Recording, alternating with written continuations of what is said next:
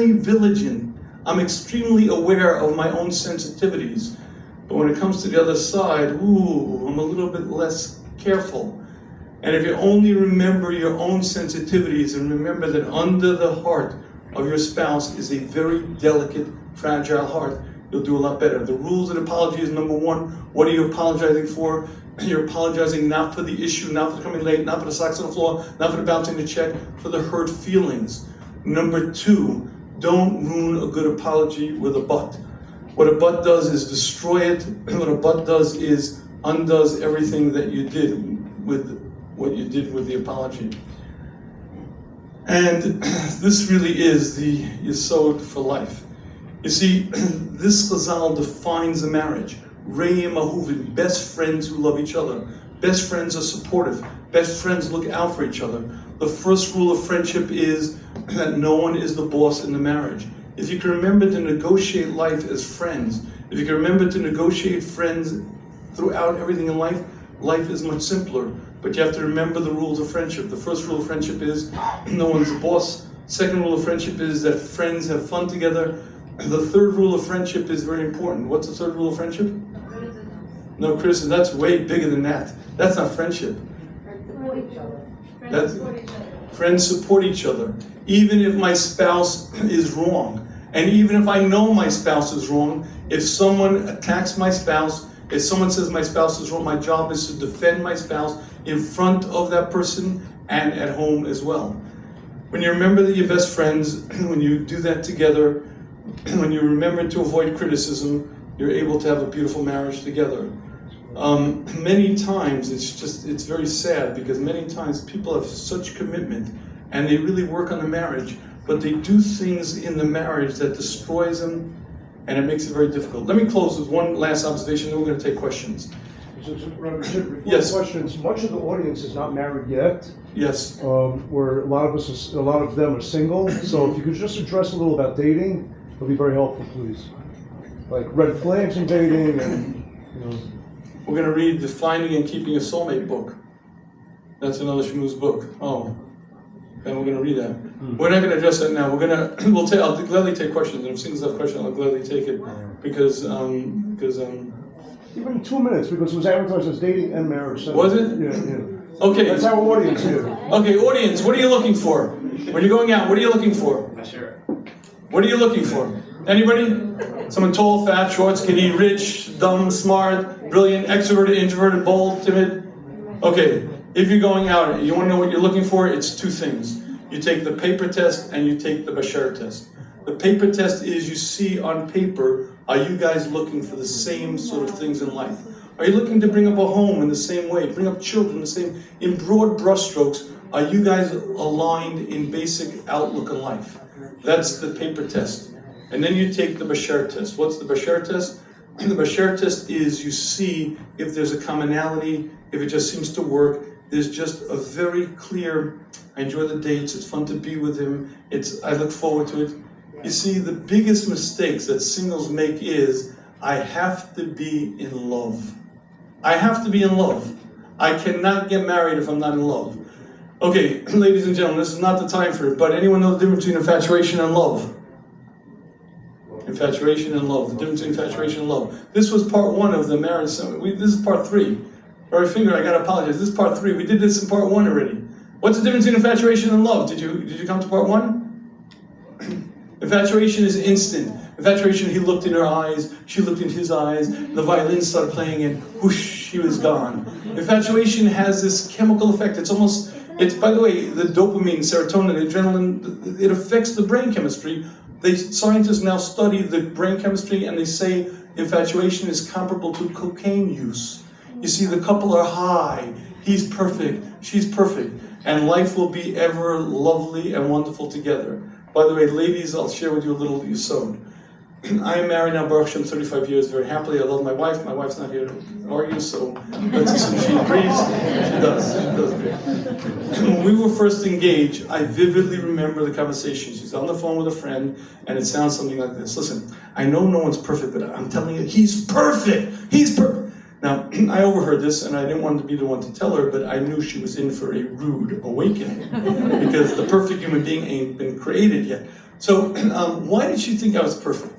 Because infatuation has this incredible capacity to blind you. There's a sense of euphoria, a sense of sort of mystical magic. The violins are playing, the birds are in the air, and you are gone. But you see, your normal intellect is no longer functioning. Here we go. What is the... It's the first really dumb mistake that very smart couples make. You ready for this one? It's 6 months after the wedding. Either he or she, sometimes both, wake up and say these words. Oh my goodness, oh my gosh, I made the biggest mistake in my life. I married the wrong one. And it's true that they're making a mistake, but not that they married the wrong one. The infatuation wore off. Infatuation has a shelf life. Infatuation is sort of like the sulfur on a kitchen match. You strike it and it flares up, but then the wood has to catch. If the couple then works on the bond of love, the actual connection, then they could have a beautiful marriage. But infatuation has a shelf life. It lasts 6 months, maybe a year, and then it's gone and never to be heard from again. And one of the biggest mistakes that singles make is, if I'm not infatuated, I can't get engaged, because that means I'm going to be in a loveless marriage. Love in the marriage is not infatuation grown up. It's not like the infatuation becomes concretized and becomes solidified. It's a totally different experience. Infatuation is instant. Infatuation doesn't take work. Infatuation blinds you. Love is very different. Love takes an awful lot of giving, an awful lot of work. Love allows you to see your spouse for how they are, accept them despite their flaws, and still love them and want them. Infatuation doesn't work that way. And the first of the 10 really dumb mistakes that very smart couples make is they mistake infatuation for love. They wake up 6 months after the wedding and say the words, I made the biggest mistake in my life, and it's true they're making a mistake. That mistake is mistaking infatuation for love. Infatuation doesn't take work. Love sure does. You want to see real love? Watch an 85-year-old couple. Watch a couple when they're married for 60 years. The devotion, the dedication, the bond, the connection, the passion is long gone. She no longer looks at 85 as she did at 25. And believe me, the fires of passion are no longer burning, but there's a real deep connection. In the book, by the way, I spend a lot of time discussing the tools that bond. Hashem wants marriages to succeed, and Hashem gave us many, many tools. There's attraction, there's appreciation, there's friendship, there's physical intimacy, there's touch. There are many, many tools. You have to use all of them, but all of them are to reach the goal of real love. Real love is a connection, a bond, a true concern. I'm responsible, I care, and I want the betterment of my spouse. That's very different than infatuation. So, gentlemen, if you're going out, ladies, if you're going out, the very biggest mistake you can make is waiting to be infatuated. Don't wait for it. The only couples that, by the way, I get calls all the time, should I get engaged, not get engaged, do it. The only couples that get me nervous are the ones who are infatuated. Why? Because I know they're blind.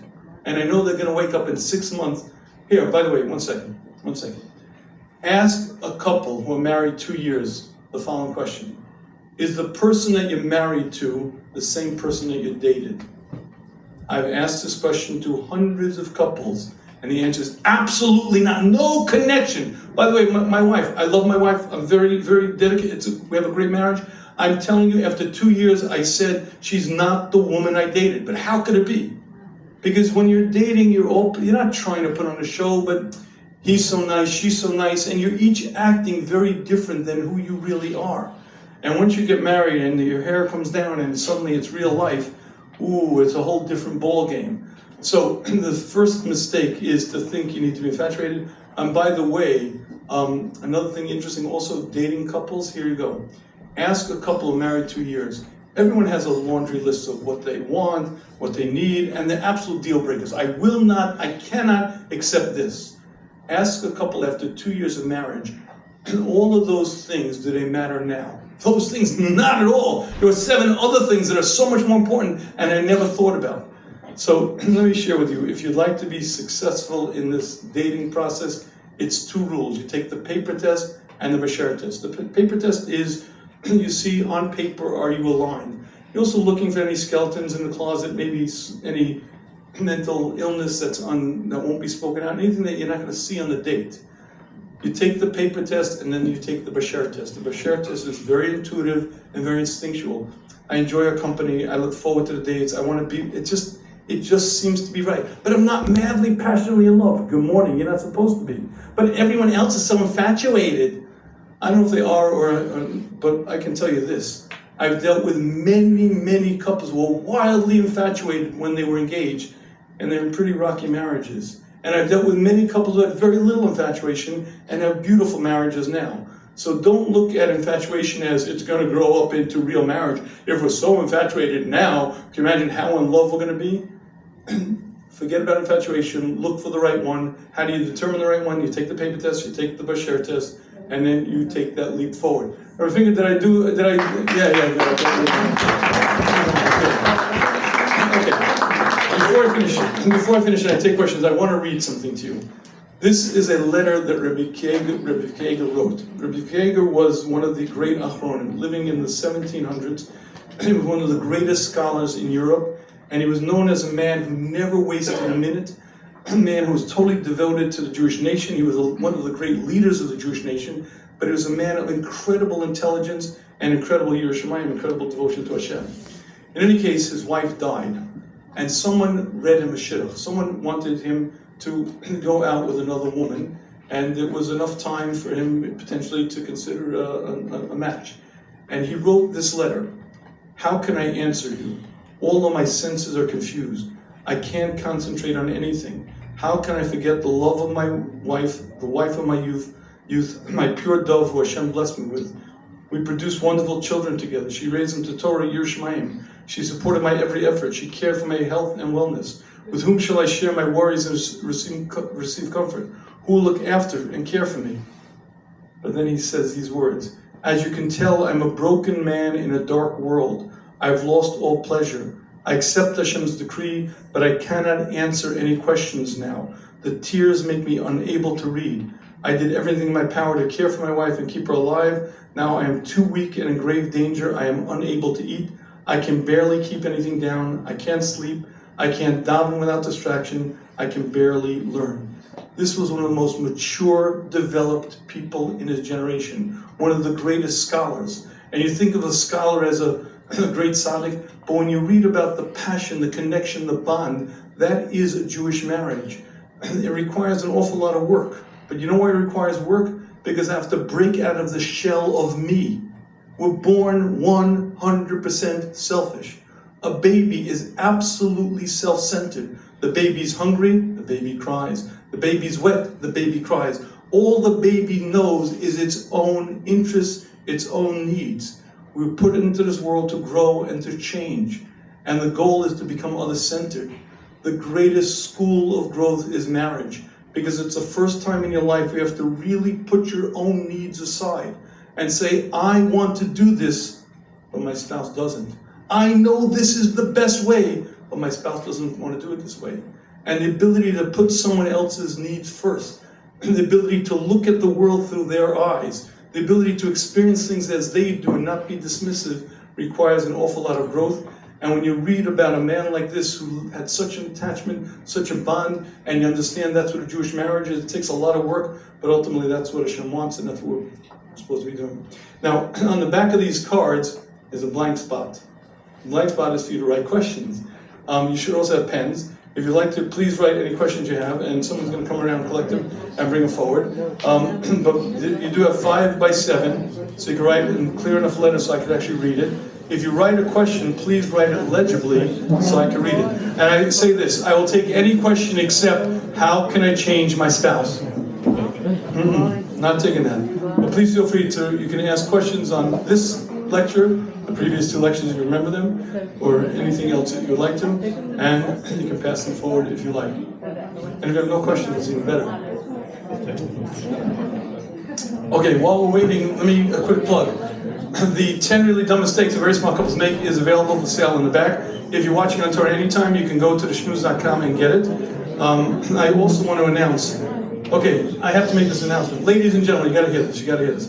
This is my source of pride right now. I am so proud of this. Do you see this object over here? It looks just like the 10 really dumb mistakes that very small couples make, right? Except I made a discovery. This is a book. and anyone 30 or younger is illiterate. Illiterate. They cannot read. They physically cannot read. I cannot tell you how many times guys have said to me, the book is great. What page you up to? Page 10. There's a table of contents, there are scummers, it starts on page 12. How long have you had the book? 3 months. Okay, so I got it. You either have ADHD or you're literally illiterate, so therefore I said I'd give up. But I'm not giving up the fight, so I decided video is the answer. So I made animated videos, 3-minute videos, 4-minute videos, and they're animated, very clever. I made 51 of them, and I put them into a video book. What's a video book? A video book is, it's a video book. This is the tale of Sheena and Bensi Cohen. Sheena and Bensi are an all-American couple, both bright, talented, and successful. Both brought up in good homes, both confident and goal-oriented, and both a bit surprised with what marriage has brought them. Here's Sheena's version. Dating Bensi was exhilarating. He was full of energy, always moving. He gave me a sense of excitement and adventure. But after 3 years of marriage, his ADHD is driving me crazy. He's always late, he never puts things away, and he's constantly forgetting things. He forget the baby at the store if I didn't remind him. Why can't he just get it? Isn't that clever? And the best part, you know what the best part is? When you close it, he's quiet. Wow, my wife wishes she could. No. No. It was a joke. It was a joke. But anyway, they are available for sale. You can get them either on the shmooze.com, or you can get them in the back of the room if you're here. If you go to shmooze.com, it's spelled THESHMUZ.com. The back of the room is spelled BACKRRROOM. Back of the room, right? Anyway, they're $39.95, right? And again, it's 3.5 hours of content. It's 51 short videos. And I took the essence of the book and I made it into animated videos because, again, if you're illiterate, you know what I'm saying? Okay, let's take some questions. What should you do with people-friendly family who you think are bad influence on your spouse? How should you go about it? Okay, loaded question number 1. Let's skip that one. No, okay. When you feel criticized, how do you let it go? By the way, does anyone know how to deal with criticism? Don't do it. And that's for you, not to do it. But what happens when your spouse criticizes you? Does anyone know the one single, most effective, guaranteed, proper way to deal with criticism? Right. You're right? That'd be wonderful. Punch her in. No, that's not that. No. Yell at her. Don't say anything. Don't what? Don't say anything. Don't say anything? I don't think so. You see, if my spouse criticizes me and it hurts, the single most effective way to deal with that is say this word. Ouch. Ouch. You see, watch. I'm not going on the offensive. Watch. Let's assume my spouse loves me and we have a good marriage, but she said something, whatever, it hurt me. Now, obviously, she didn't understand that it was mean or callous. She never would have done it. So why'd she do it? Because she didn't realize. So invariably what happens is she says something hurtful to me and I give it right back to her. Now, she didn't mean it, and for no reason whatsoever, I'm attacking her. So she hears herself, she said something innocent, and for no reason whatsoever, I'm attacking her. And what is she going to do? She's going to fight back and attack me back. Now, I get a double. First of all, she started, and then she attacked. Okay, what you do is you say the words, ouch. You know what